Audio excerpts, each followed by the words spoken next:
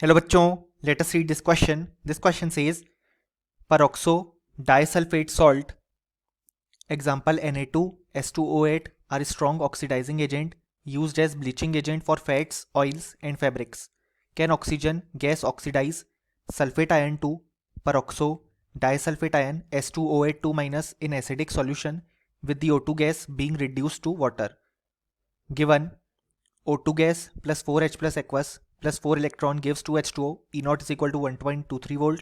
S2O8 2 minus aqueous plus 2 electron gives 2SO4 2 minus aqueous. E naught is equal to 2.01 volt. सो इस question में कहा गया है कि जो पेरोक्सो डाइसल्फेट सॉल्ट है एग्जाम्पल Na2S2O8 वो स्ट्रॉन्ग ऑक्सीडाइजिंग एजेंट है और ये यहाँ पे bleaching agent for fats, oils और फैब्रिक्स की तरह यूज़ किए जाते हैं. तो अब क्वेश्चन हमसे पूछता है कि क्या ऑक्सीजन गैस सल्फेट आयन को peroxo disulphate ion S2O8 2 minus में ऑक्सीडाइज कर पाएगी इन एसिडिक सॉल्यूशन और खुद यहाँ पे O2 वाटर में रिड्यूस हो जाएगी. सो इस क्वेश्चन को सॉल्व करने के लिए जो की कॉन्सेप्ट रिक्वायर्ड है हमारे पास वो है हम यहाँ पे ई नॉट फॉर अ रिएक्शन, यानी कि रिएक्शन के लिए हम स्टैंडर्ड रिडक्शन पोटेंशियल यहाँ पे फाइंड आउट करते हैं. और अगर यहाँ पे ये पॉजिटिव आ रहा है तो हमारे पास वो रिएक्शन स्पॉन्टेनियस होती है, यानी कि हो जाएगी अपने आप. और अगर नेगेटिव आ रहा है ई नॉट तो वो रिएक्शन नॉन स्पॉन्टेनियस है और वो यहाँ पे अपने आप नहीं हो पाएगी.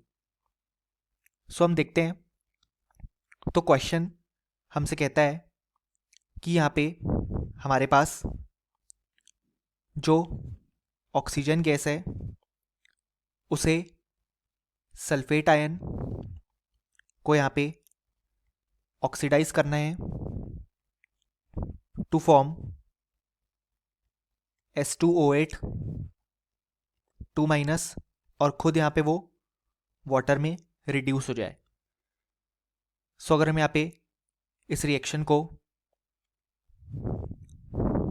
बैलेंस कर दें तो हमारे पास यहाँ पे आ जाएगा 4H प्लस, देन यहाँ पे आ जाएगा 4SO4 2 माइनस, यहाँ पे आ जाएगा 2S2O8 2 माइनस और यहाँ पे आ जाएगा 2H2O.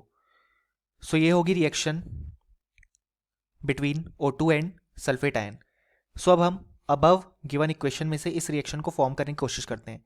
ये रिएक्शन तब फॉर्म होगी जब हम यहाँ पे जो फर्स्ट इक्वेशन है उसे एज इट इज़ ही रहने देंगे और ये जो सेकेंड इक्वेशन है उसे रिवर्स करके यहाँ पे 2 से मल्टीप्लाई कर देंगे.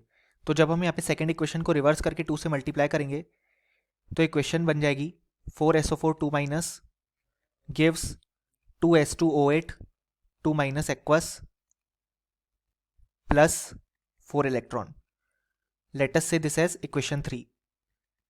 ये है हमारे पास इक्वेशन 1, ये है इक्वेशन 2 और इक्वेशन 3 हमने यहाँ पे फॉर्म की. अब हम यहाँ पे इक्वेशन 1 और इक्वेशन 3 को ऐड करते हैं. तो जब हम इक्वेशन 1 और इक्वेशन 3 को ऐड करेंगे तो हमें ये अबव इक्वेशन जो हमने फॉर्म की वो मिल जाएगी. अब यहाँ पे अगर हम ये जो इक्वेशन आ रही है उसके लिए ई नॉट सेल कैलकुलेट करें तो वो हो जाएगा हमारे पास यहाँ पे प्लस 1.23 वोल्ट फर्स्ट रिएक्शन के लिए क्योंकि हमने उसमें कोई भी चेंज नहीं किया, माइनस 2 इंटू 2.01 वोल्ट. ऐसा इसलिए क्योंकि पहले तो हमने इस रिएक्शन को रिवर्स किया तो ई नॉट माइनस में हो जाएगा, देन 2 से मल्टीप्लाई किया तो हमने यहाँ पे ई नॉट को 2 से मल्टीप्लाई कर दिया. सो उसके अकॉर्डिंग जो डिजायर्ड रिएक्शन का ई नॉट है वो हमारे पास यहाँ पे हो जाएगा 1.23 वोल्ट माइनस 4.02 वोल्ट. जब हम इसे यहाँ पे कैलकुलेट करेंगे तो ई नॉट की वैल्यू आ जाएगी